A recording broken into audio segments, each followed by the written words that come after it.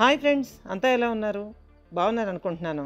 మీ అందరికీ నచ్చేటటువంటి horror ఎలిమెంట్తో horror and mystery కలిపి బాగా దట్టించి రాసినటువంటి మిస్టరీ నవల, అట్లాగే హర్రర్ నవలగా కూడా చెప్పుకోవచ్చండి, మన జయంత సేన.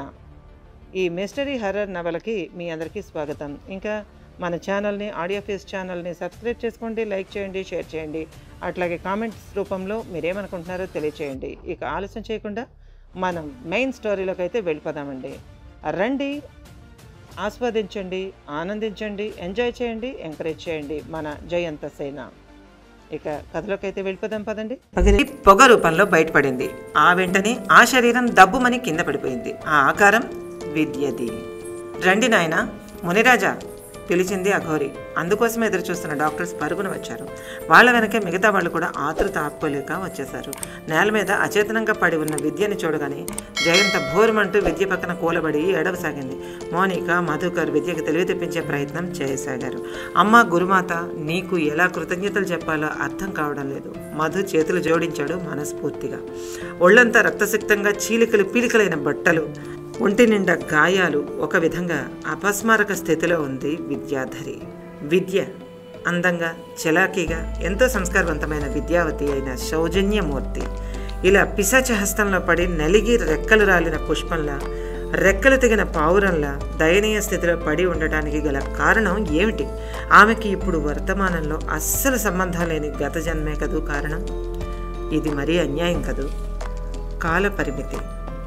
సృష్టిలో ప్రతి విషయానికి వర్తించే జీవన సూత్రమే కాల పరిమితి. ప్రతి దానికి కొంత పరిమితి అయినటువంటి టైం ఉంటుంది. అలాంటి జీవన సూత్రం మానవ జీవితానికి వర్తించదా? వర్తిస్తుంది, కానీ ఆత్మకి వర్తించదు. వర్తించడం లేదు.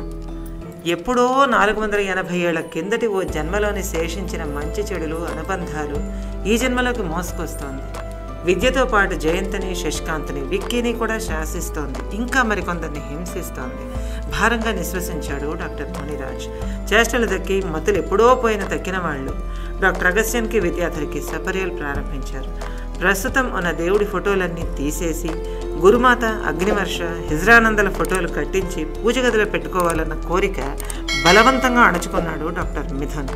నిజమే మరి, ఒక్కోసారి దేవుడు కూడా పలకని, కలిసిరాని సమయాల్లో ఇటువంటి మహానుభావుల చేయూత మామూలు మనిషికి అంతకంటే ఇంకేమనిపిస్తుంది? అనిపించేలా చేస్తుంది. రెండు ఉండదు. విద్యలో చలనం లేదు. సార్, ఈమె బతుకుతుందంటారా?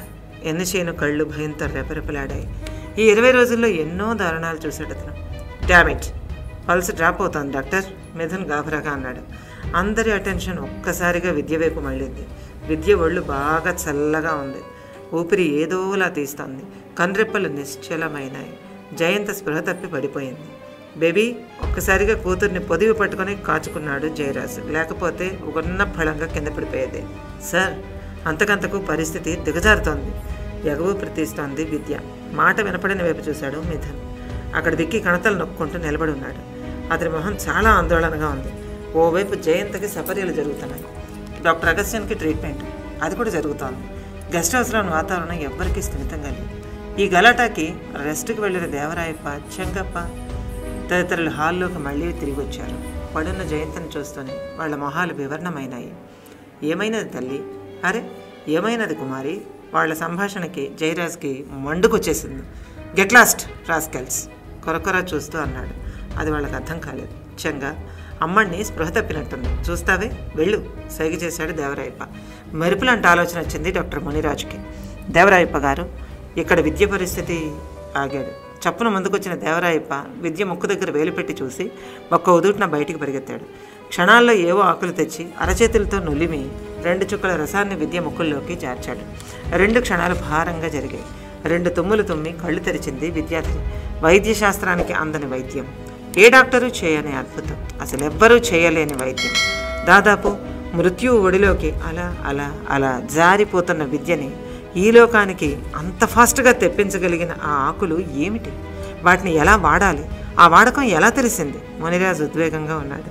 తృప్తిగా తలాడించిన దేవరాయప్ప, నాగమణమ్మ, కొద్దిగా వేడి పాలుంటే ఇవ్వు తల్లి అన్నాడు. వణుకుతున్న చేతులతో తెచ్చింది నాగమణి. ఆయన అసంతృప్తిగా చూస్తూ, ఇలా కాదమ్మా, కాస్త పసుపు దుంపని చితక్కొట్టి కలిపి తీసుకురావాలి. ఇలా ఎవరైనా తాగుతారా? వట్టి పాలు సేగి చేయవు అన్నాడు ఆయన. అమ్మా విద్యాధరి, మేలుకొమ్మ, నీకోసం కర్ణాటక రాజవంశమే కళ్ళు కాయలు కాచి చూస్తున్నది. నీ ప్రాణములు బహు విలువైనవి సుమా, మెల్లగా పిలిచాడు. పక్కనే నిలబడ్డ కోమలవల్లి మెల్లగా వంగి విద్య చెంపలు తట్టుతూ సున్నితంగా, గురుపుత్రి విద్య లెమ్మ అన్నది. భారంగా కళ్ళు తెరిచింది విద్యాధరి. ఆమె కళ్ళ ముందు రంగురంగుల వలయాలు. ఏదో కష్టం, ఏదో నష్టం, ఏదో కష్టతరమైనటువంటి విషయాలు ఏమో చెప్పబోయింది. మళ్ళీ స్పృహపోయింది. అసలు ఆమెకు బలం ఉంటేగా. కంగారు పడకండి, ఆమెకి విశ్రాంతి అవసరం. కోమలవల్లి, నీవు దగ్గరుండి ఆమె చేత వేడి పాలు తాగించు, పసుపు కలిపినవి కూడా కలిపి తాగించు. నిద్రపోని, అంతా సర్దుకుంటుంది. కర్ణాటక రాజవంశము ఇప్పుడు చీకటిలోనున్నది. తప్పక వెలుగురేఖలు విచ్చుకుంటవి. అంతా మరకతరాజేశ్వరి కరుణాకటాక్షము. నిశ్చలంగా అంటున్న దేవరాయప్పలో ఎంత నిశ్చింత. నిజంగా వండర్ఫుల్. ఇంత గడ్డు స్థితిని కూడా ప్రకృతి వైద్య చిట్కాలతో ఎదుర్కొని ఏదీ మనసుకు అంటించుకోకుండా స్థిరంగా నిలుచున్న ఆ 90 ఏళ్లు పైబడ్డ వృద్ధుడికి ఆ మానసిక స్థితి, శారీరక ఆరోగ్యము ఎవరిచ్చారని? ఎవ్వరూ ఇవ్వలేదు. ఆ మనస్థితే వస్తుంది. కేవలం వ్యక్తిత్వమే ఆ రహస్యం. తనకంటే ముందు నడిచిన పెద్దలు చూపిన దారి పట్ల గౌరవమే అతన్నంత ప్రశాంతంగా ఉంచుతున్నది. గౌరవంతో పాటు నమ్మకం కూడా. నమ్మకం లేనిది జీవితం అడుగు కూడా కదలదు. దేవరాయప్ప గారు, డాక్టర్ అగస్టిన్ గారి పరిస్థితి బాగాలేదు విచారంగా అన్నాడు విక్కీ. ఏమి రాకుమారా, పద చూద్దాం. గురుమాత ఉండగా ఎవ్వరికీ ఏమీ కాదు విశ్వాసంగానే అగస్టిన్ కేసి నడిచాడు దేవరాయప్ప. పక్కనున్న విశాలమైన గదిలో మంచం మీద సెలైన్ ఎక్కుతోంది. అగస్టిన్ స్పృహలో లేడు. చాలా గాయాలైనాయి. అవన్నీ క్లీన్ చేసి బ్యాండేజ్ వేశాడు మిథున్. నర్సు హెల్ప్ చేస్తోంది. పిశాచి తాకినంత మేర నలుపుకి తిరిగిపోతున్న చర్మం, గడ్డకట్టిన రక్తం. దారుణమైన స్థితిలో పడున్నాడు డాక్టర్ అగస్టిన్. అతను అలా చూస్తూనే చెప్పలేని బాధకి భావానికి గురయ్యాడు డాక్టర్ మునిరాజ్. ఈ కాలంలో కూడా ఏంటి వింతలు, ఎందుకీ మరణయాతనలు? ఇంత నిజంగా కళ్ళ ముందు కట్టినట్టు కనిపిస్తూ ఉంటే కాదని ఎలా అనడం? లాభం లేదు. ఏదో ఒకటి వేగం చేయాలి.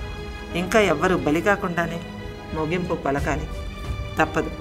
ఆలోచనలు చెదిరేంత అలజడి చెవికి సోకింది. సడన్గా తలెత్తాడు డాక్టర్ మునిరాజ్. ఎదురుగా చిరునవ్వుతో నిలబడ్డాడు అగ్నివర్ష. ఆయన ప్రశాంత గంభీర వదనంలో ఏదో భావం తళుక్కని మెరుస్తోంది. తనకు తెలియకుండానే చప్పున లేచి నిలబడ్డాడు మునిరాజ్. స్వామి, మా సహచరుడు, మంచివాడు, 10 మందికి ప్రాణం పోసే గొప్ప వృత్తిలో దేశంలోనే ప్రఖ్యాతి పొందిన వైద్యుడు. చూడండి, ఇలా అచేతనంగా. అతడి గొంతు వణికింది. ఆ పైన మాటలు రాలేదు. మునిరాజ్ కంటి నుండి జలజలా రాలేయి అశ్రువులు. అతడి మానసిక స్థితిని అర్థం చేసుకున్నవాడిలా చిన్నగా తల పంకించి, నువ్వేమీ భయపడకు నాయనా. ఇది భయానక దుష్టశక్తి మనిషి మీద విరుచుకుపడిన ఫలితం. ప్రాణాలతో పోరాడుతున్న ఆ జీవికి అంతా మంచే జరుగుతుందిలే. నిర్మల అంతఃకరణతో సంకల్పించినప్పుడు ఆ కార్యానికి భగవంతుడే సహాయపడతాడు. ఏదీ కూడా నిస్త్రాణపడద్దు అని పలికి డాక్టర్ అగస్టిన్ దగ్గరగా వెళ్ళాడు ఆయన. అగ్నివర్ష సమీపానికి రాగానే స్పృహలో సైతం లేని అగస్టిన్ శరీరం రోమాంచితమైంది. అది కదా పాజిటివ్ ఫోర్స్ అంటే. ఇంకా ఉంది. ఇది గైస్ ఈ పార్ట్. ఎలా ఉంది? మీరేమనుకుంటున్నారు? మీకు కూడా నచ్చింది అనుకుంటున్నాను.